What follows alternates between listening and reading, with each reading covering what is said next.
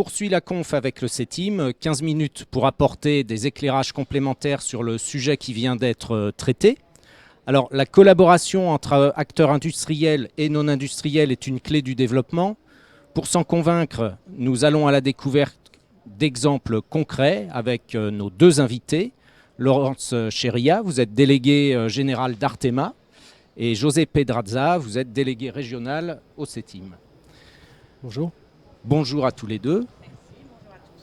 José Pedraza, la collaboration entre industriels, c'est aussi dans les territoires. En Auvergne-Rhône-Alpes, on peut dire que c'est une réalité. Qu'est-ce qu'on peut citer comme exemple et comme grand principe ? Oui, on peut même parler de tradition en Auvergne-Rhône-Alpes pour ce qui est des accompagnements collectifs.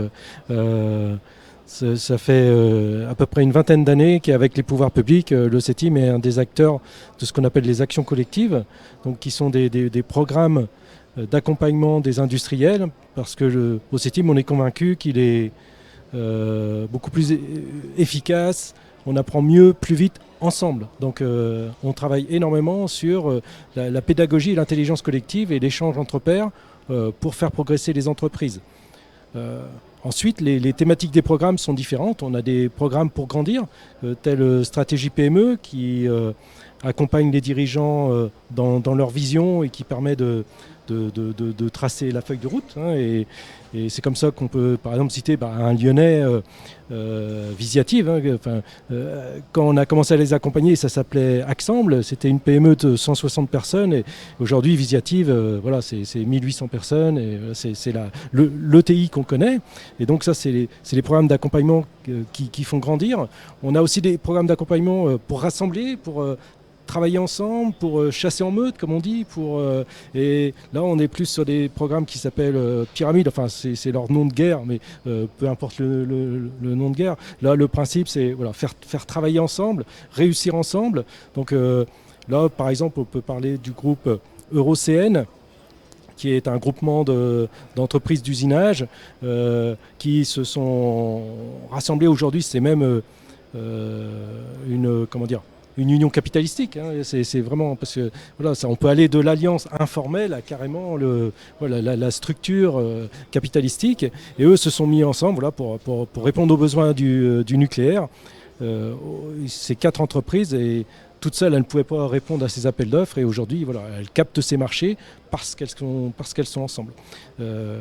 Un dernier exemple d'accompagnement collectif, c'est les programmes alors, ils sont un peu rigolos parce qu'on mélange les collectivités locales, les acteurs privés, et un des derniers exemples, c'est dans le cadre de ZEV, qui est le programme de la région Auvergne-Rhône-Alpes sur Zéro Emission Valley, qui nous permet de travailler avec les collectivités locales. Et là, on a travaillé donc avec des industriels pour fabriquer un vélo à hydrogène.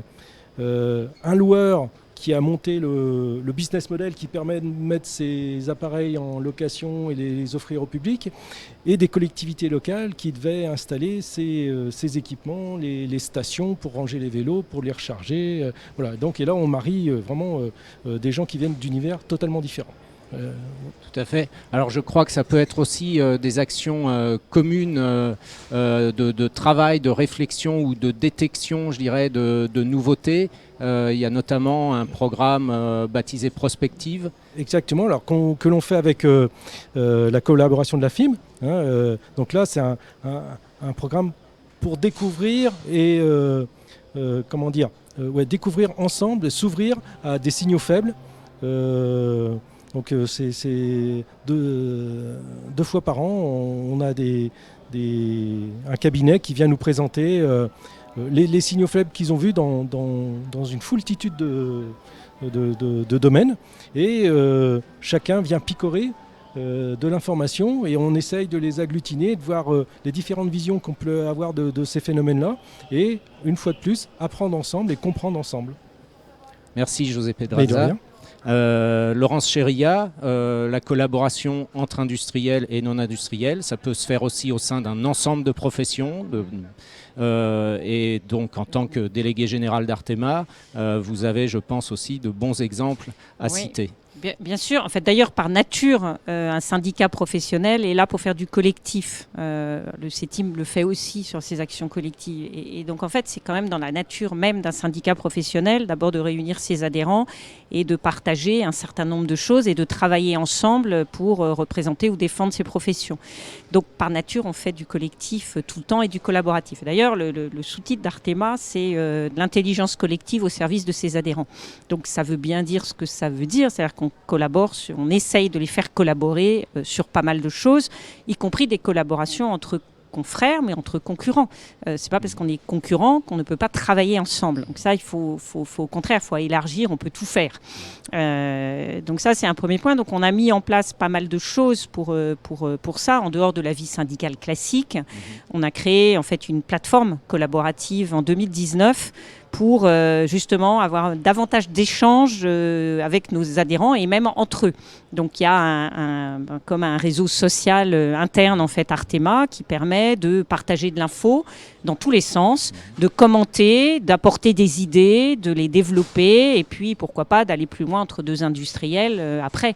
On a des outils internes qui permettent de faire des guides ensemble, complètement partagés, de partager les idées. Donc ça, c'est un exemple et qui marche très bien. On a aujourd'hui, on a 150 adhérents chez Artema et on a plus de 700 collaborateurs qui en fait sont actifs en fait sur la plateforme. Donc voilà, il faut la travailler, il faut la répéter, etc. Puis le collaboratif, ça s'apprend. Donc c'est un moyen intéressant. Et puis là, on va lancer très prochainement une plateforme d'achat Artema destinée surtout aux PME mais même aux grands groupes pour essayer de mutualiser parce que travailler ensemble c'est aussi essayer de voir si on peut pas proposer des solutions et puis et voir gagner et faire des économies au niveau global. Donc là nous on est dans un rôle d'offre de services de mutualisation avec une plateforme dédiée sur des achats. C'est un autre exemple. Et puis on travaille depuis très longtemps parce que nous, on a pas mal de professions et les professions sont souvent cloisonnées. Le CETIM le sait parfaitement. C'est que quand on est dans une profession, elle fait ses travaux. Et en fait, on s'aperçoit que les entreprises, même dans un syndicat professionnel, ne se connaissent pas entre elles. Et on a créé, en 2008, les journées Artema de la mécatronique qui ont été destinées à faire en sorte que les adhérents des différentes professions se rencontrent, se connaissent et pourquoi pas coopèrent et fassent des choses ensemble. Alors, on n'a pas toujours le retour de savoir ce qui s'y passe, parce que les coopérations, elles se nouent souvent sur des petites choses. C'est-à-dire ils ont parlé d'un sujet et tout ça a accroché entre deux personnes et on se dit, tiens, là, on peut faire, ou à plusieurs. Et donc là, les journées Artema sont faites pour ça. Et les prochaines, on le fait sur un thème qui est l'hypercoopération, donc très ouvert. Et on travaille aussi beaucoup avec des partenaires extérieurs. On n'est pas que entre industriels, il faut ouvrir. Et donc on travaille. Alors, avec le CETIM, c'est un exemple évident de travail coopératif et collaboratif avec le CETIM qui est le centre technique naturel, mais on travaille aussi avec d'autres partenaires comme les universités. Je vais prendre l'exemple de l'UTC où là on est plutôt sur le côté enseignement. Et enseignement, comment faire en sorte que les jeunes connaissent nos professions, et du coup il y a le projet du drone hydraulique, il y a d'autres projets, on a travaillé sur un guide, on a fait ça avec Supmeca pour faire travailler des étudiants avec nous, travailler avec les industriels entre eux des différentes professions. Donc il y a 36 000 façons de faire de l'industrie collaborative. Et aujourd'hui, je pense qu'il faut aller dans ce sens-là. On ne peut pas rester tout seul. Il faut impérativement ouvrir et puis essayer de trouver. Puis on trouve des nouvelles idées aussi comme ça, et puis des partenariats. Et on sait qu'on a des adhérents qui ont travaillé ensemble suite à des journées qu'on a pu faire et qui ont remporté aussi des marchés internationaux derrière. Donc ça marche. Il faut savoir écouter l'autre. Oui, tout à fait. Alors tout à l'heure, en préparant, on évoquait bien évidemment la période que l'on vient de vivre. Laurence comme José, vis-à-vis du Covid, quel constat vous faites vis-à-vis de ces échanges, de ce travail partenarial? On a vu le numérique qui venait avec les webinars, ces choses-là. Les plus, les moins, quel est aujourd'hui, avec le peu de recul qu'on a, l'enseignement que l'on peut tirer avec ça? Alors, le collectif est quasiment devenu une obligation avec le phénomène Covid.